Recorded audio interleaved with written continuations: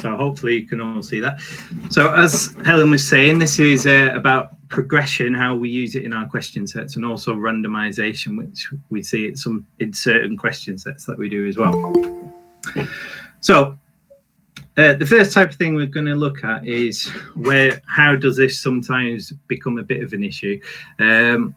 The screen that you can see now is what's close to what the children can see. So you can see there at the top in the progress bar, they've worked through the first 6 questions in order. They've needed a bit of help on question 5 to get that one right. They've read the feedback. And then at question 7, assuming they get this one right first time, the next question they see will be question 11. So the first few times that children see this, they think something terrible is going on and they think they've missed out on a few questions. But actually, this is all part of the design of our mastery question sets. So if I hide the levels, children aren't able to do this. I'll show you what happens question 8, 9 and 10.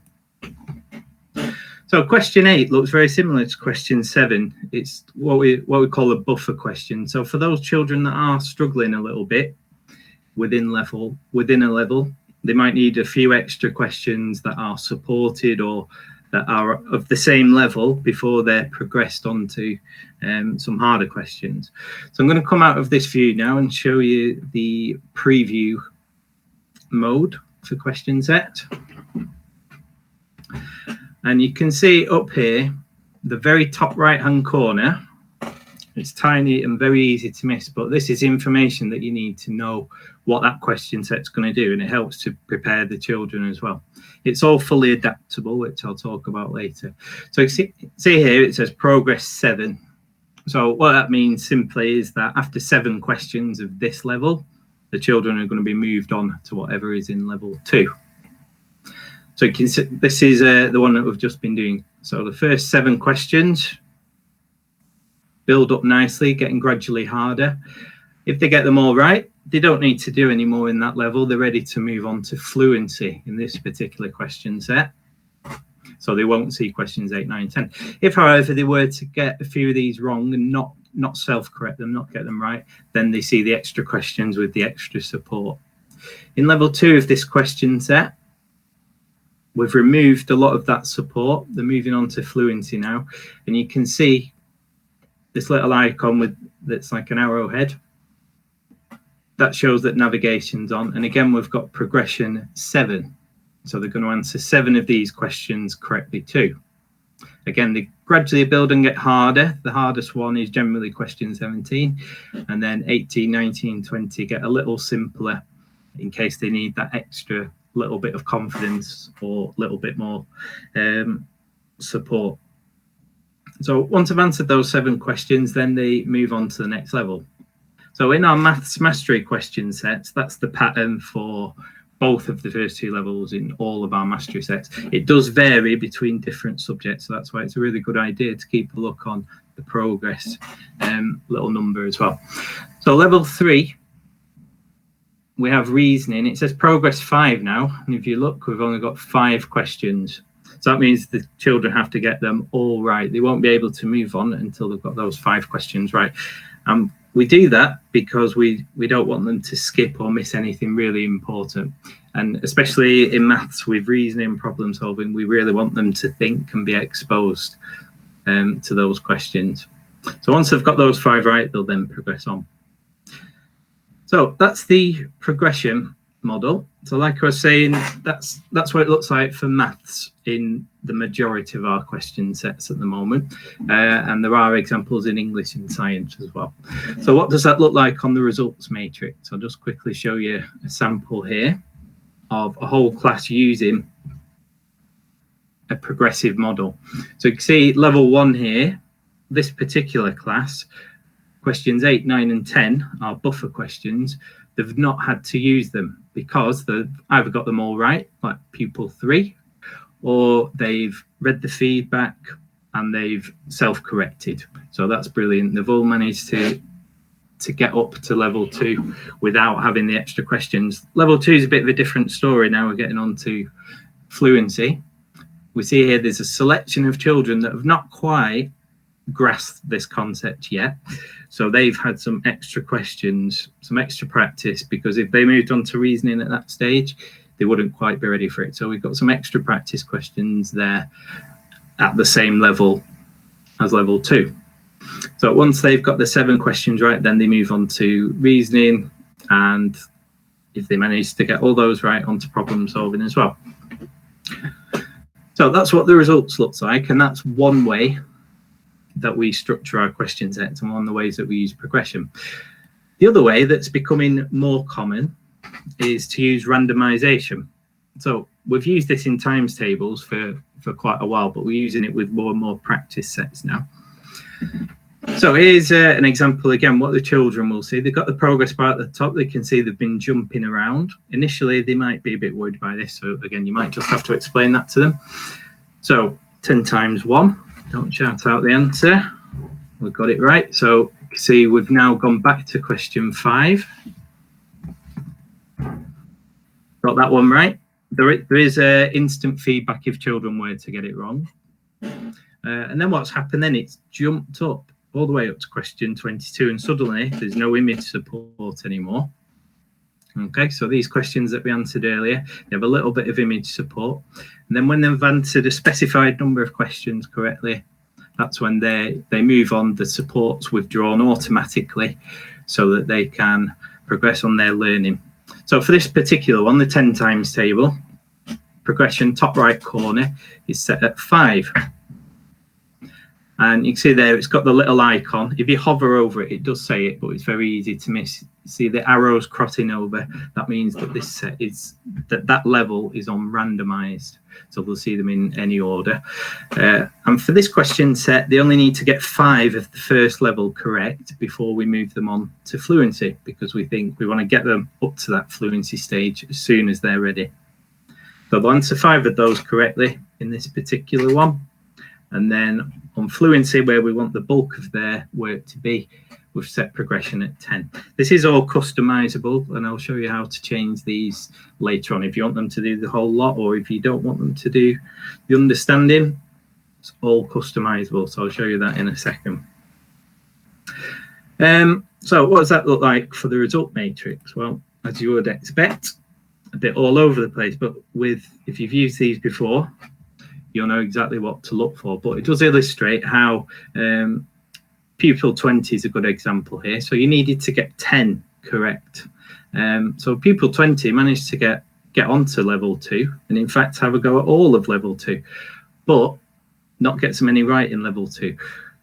So this person has actually seen most of the questions, because if they got it wrong, it gave them another random question that was also supported. So once they had got 10 right eventually, so they've read the feedback or they've done extra questions, then it will move them on, but only before, not until, sorry, they've done 10 correct questions. So that's what the results matrix looks like for a randomized question set. I'll take any questions at the end, by the way. Sorry, I should have said that before. So I'm going to show you how you can customize it. So it might be that particular child there, pupil 20, we know they're not quite ready for the fluency work yet, so we might want to just set them level 1. And it might be that you've got other children that you know that they don't need that image support, so you just want them to set level 2. And actually, you don't want them to do it in random order. You want them to do it in a different order. So to do that, you need to create an adaptation. Top right corner again, 3 dots, and just click on adapt. And by default, both levels are selected. You can give it its own name, top right corner there. By default, it'll just do today's date. But let's say the example that your children don't really need the image support, and you just want them to really focus on the fluency. So you can disable all of level 1 just by unticking that one. It might be that you've got a certain order you want them to do the questions in, so you can drag them around.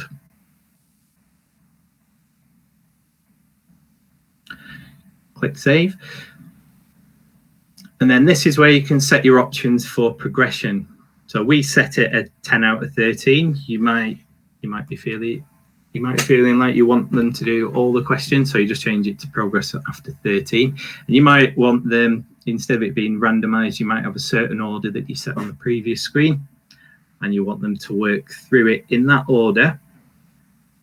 But you want them to be able to navigate, which means they can move backwards and forward, so they can skip a question if they wanted.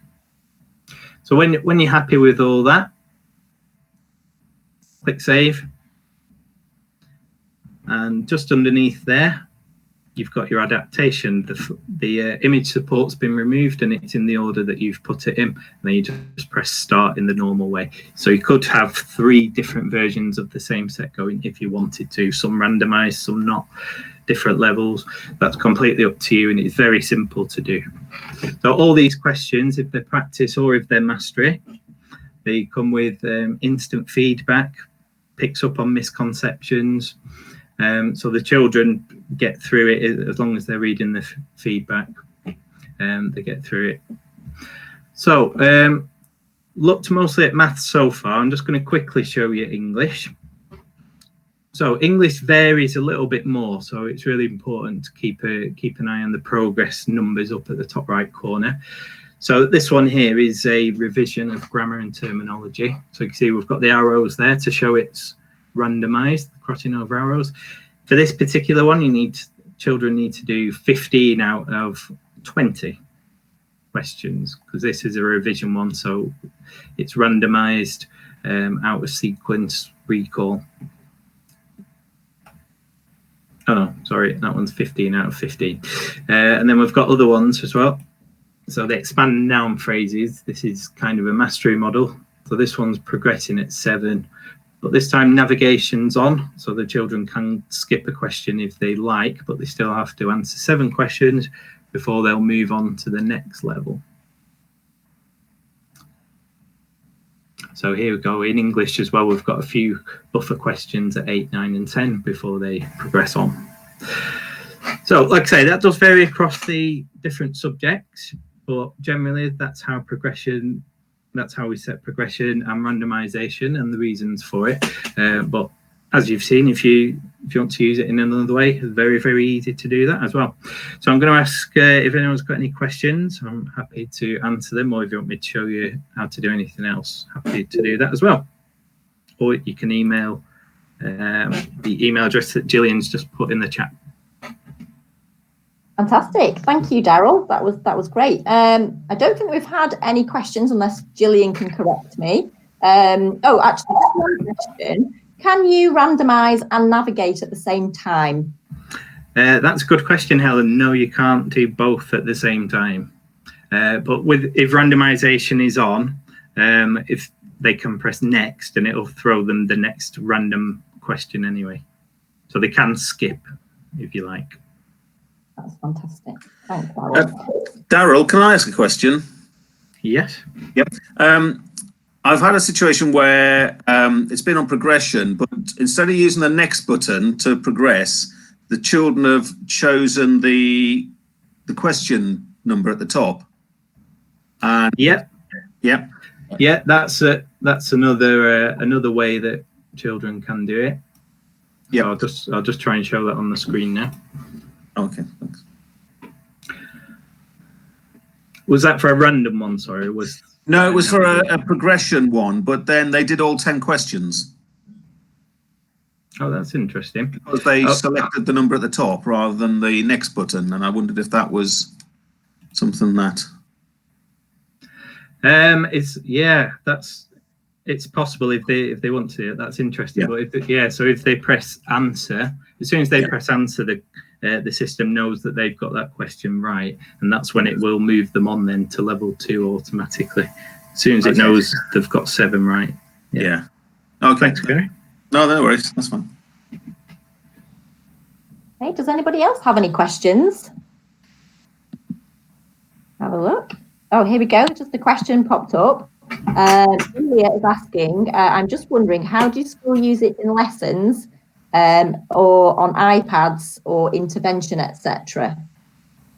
Yeah, so that's it's probably one definitely to have a look at our help section and our training section, but there's in a nutshell, very quickly, you can use it however you want. You can see at the moment I've got 3 tasks running, task 1, 2, and 3. So you could have that running for if you've got intervention groups or even certain children.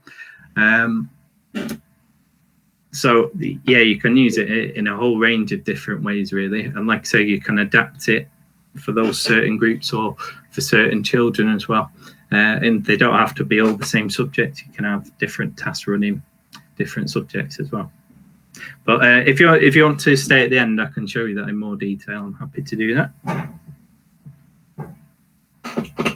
Great, thanks, Daryl. I'll just have a check if there's any more questions. No, I can't see any more questions. So thank you very much for attending. And Julie, if you do want to, Julie just say no, I've just seen it when looking at White Rose today. Okay. So we've got a question from St. Margaret's, just to confirm.